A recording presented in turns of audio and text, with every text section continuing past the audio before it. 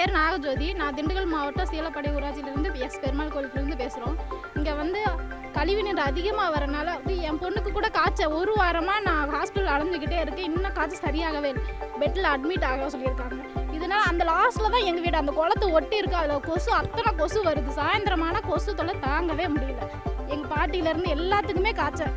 அது பக்கத்தில் நிறைய பேர் ப்ரெக்னன்சியாக இருக்காங்க. அவங்களாம் டெய்லியுமே ஹாஸ்பிட்டல் போயிட்டு தான் இருக்காங்க. இருமல் அதிகமாக வருது. அங்கே ஸ்மெல், அந்த தண்ணி குடிக்கிறப்பல ஸ்மெல்லு. இதனால தண்ணி நல்ல தண்ணியில் கலந்துருச்சு. அந்த தண்ணி போய் அப்படியே ஸ்மெல், அவ்வளோ ஸ்மெல், குடிக்கவே முடியல. நாங்கள் தண்ணிக்கே இப்போ படாத பாடு போட்டுக்கிட்டு இருக்கோம். அந்த தண்ணி எப்படி குடிக்கிறது? அந்த தண்ணினால தான் பிரச்சனை வருது அப்படின்னு சொல்கிறாங்க. நாங்கள் நிறைய டைம் வந்து போய் சொல்லிட்டோம். அவங்க அணை போட்டாங்க. ஊருக்காரவங்களாம் சேர்ந்து போய் அணை போட்டாங்க. அதை எடுத்து விட்டு மறுபடியும் தண்ணி வந்துக்கிட்டே இருக்குது. ஒரு மாதம் என்னமோ தண்ணி வராமல் இருந்துச்சு. எந்த நோய் நொடி இல்லாமல் நாங்கள் நல்லா தான் இருந்தோம். இப்போ மறுபடியும் தண்ணி வந்துக்கிட்டே இருக்குது. அதுவும் அப்படியே பச்சை கலரில் வருது, நுரையாக வருது. நாங்கள் வந்து எஸ் பெருமாள் கோயில்பட்டியில் வச்சுக்கிட்டு வரோம். என் பேர் வந்து ஜெயந்தி. எங்கள் ஊரில் வந்து குளத்துல வந்து தோல்சாப் தண்ணி வந்து அதிகமாக கலந்துக்கிட்டு இருக்கும்போது வந்து பார்த்தோன்னா எங்கள் மக்களுக்கெல்லாம் வந்து நிறைய நோய் நொடிகள் வந்துடுது.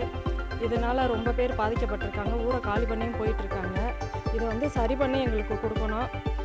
நேற்று கூட ஒருத்தவங்களுக்கு வந்து வாமிட்டு, காய்ச்சல் இந்த மாதிரி போயிருக்காங்க. வீசிங் மாதிரி ஆயிடுது எல்லாத்துக்கும். இதை வந்து சரி பண்ணி கொடுங்க. எங்களுக்கு வந்து அணை கட்டி கொடுங்க. இல்லையா எல்லாரும் வந்து ஊரவே காலி பண்ணுற நிலமையில இருக்கோம். நாங்கள் காலி பண்ணி போகிறோம். பசேர்னு வருதுங்க சார். தண்ணியே வந்து மாறிடுது. எங்களுக்கு தண்ணியை வந்து சுத்தம் பண்ணி கொடுங்க. எங்களுக்கு புழங்குற தண்ணியே வந்து அந்த தண்ணி தான் வருது.